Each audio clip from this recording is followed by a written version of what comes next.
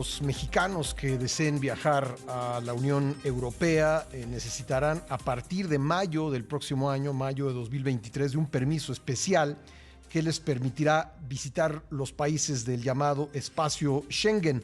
Vamos a hablar al respecto con el embajador de la Unión Europea en México, Gauthier Mignot, quien se encuentra en la línea telefónica. Embajador, ¿cómo estás? Muy buenos días. Hola Pascal, muy buenos días. Un saludo a ti y a tu audiencia. Bueno, ha habido en las últimas horas pues mucha información al respecto. Se ha hablado de la imposición de una visa, pero no es exactamente una visa, embajador. Así es. Lo que quiero subrayar en primer lugar es que por el momento no cambia nada para los viajeros mexicanos que quieren ir a Europa, específicamente el espacio Schengen, que es espacio conformado por 26 países, la mayoría miembros de la Unión Europea, más algunos otros como Suiza o Noruega. Estamos hablando de un sistema que va a entrar en vigor hasta dentro de un año. De hecho, la fecha exacta queda por confirmar y que será opcional en un primer tiempo. Entonces, que no se preocupen los que tienen planes de viajes, este año no va a aplicar para ellos y en su momento pues les comunicaremos cuándo y cómo va a entrar en vigor este nuevo sistema. Efectivamente, es un sistema que se iba a llamar ETIAS, que ya es una decisión que se tomó en el 2018 y se hizo el anuncio en aquel entonces. Entonces, no sé muy bien por qué hubo toda esa agitación mediática desde ayer aquí en México, quizás porque apareció una nueva página de internet que se llama etiasvisa.com, pero que no es un sitio internet oficial y comporta muchos errores. Entonces, realmente quiero decir que no hay que referirse a este sitio internet etiasvisa.com. Entonces, ese no es un sitio, no va a ser una no es visa, un sitio oficial. ¿Cuál es el sitio correcto, embajador? ¿Perdón? Dado que etias.com no es un sitio oficial, ¿cuál es el sitio correcto en el que la gente eventualmente, cuando esto entre en vigor, tenga que conectarse para poner su información? Habrá un sitio internet específico que se va a abrir en unos meses. Sí. Y por el momento las informaciones, bueno, que estamos también difundiendo nosotros desde la delegación de la Unión Europea en nuestras páginas en redes sociales y en internet, es el sitio oficial de la Comisión Europea, ec.europa, o sea, ec.europa. Y entonces lo que es importante pues saber acerca de este nuevo esa futura autorización de viaje es que efectivamente no es una visa y de hecho va a aplicar a los viajeros de los países exentos de visas para estadías cortas en el espacio Schengen, como es el caso de México, pero no solamente, son más de 60 países.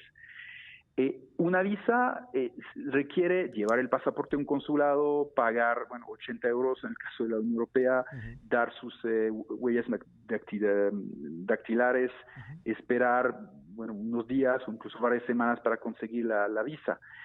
Esa futura autorización va a ser, otro trámite que será obligatorio en su momento antes de viajar, pero que no es una visa, va a ser simplemente un formulario que habrá que llenar en línea o en una aplicación.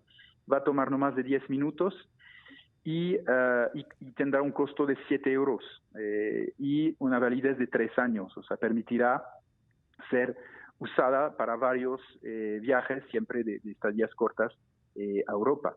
No habrá que repetirlo cada vez que uno viaje allá. Y este formulario, ¿para qué va a servir? Va a servir para chequear, hacer un chequeo automático en bases de datos en la Unión Europea. Si el pasaporte que uno indica está reportado como robado en las bases de datos de Interpol, por ejemplo.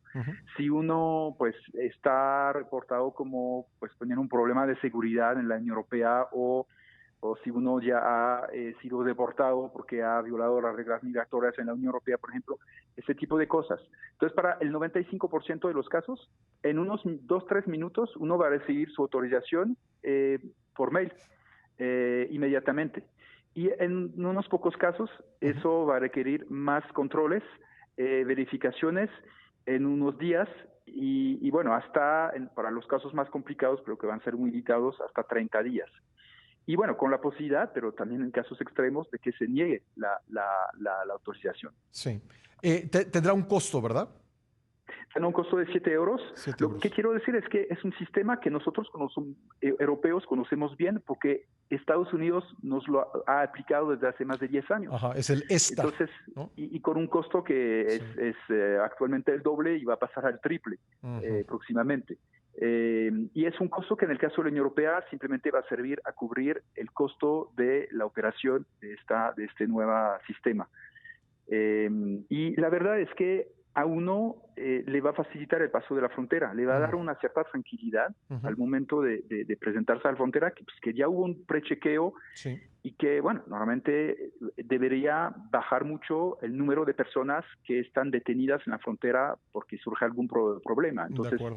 y la verdad, yo te voy a contar mi experiencia personal. Hace una semana yo Espérame, fui a Estados embajador, perdón Unidos que te para interrumpa. un fin de semana con mi hija Sí. y me tocó hacerlo. Ah, Y de era la acuerdo. primera vez que en muchos años que yo viajaba como turista a Estados Unidos sin Ajá. pasaporte diplomático y la verdad me dio tranquilidad saber que Sí. había hecho este prechequeo y efectivamente me facilitó mucho el paso de la frontera allá en Estados Unidos. Muy bien.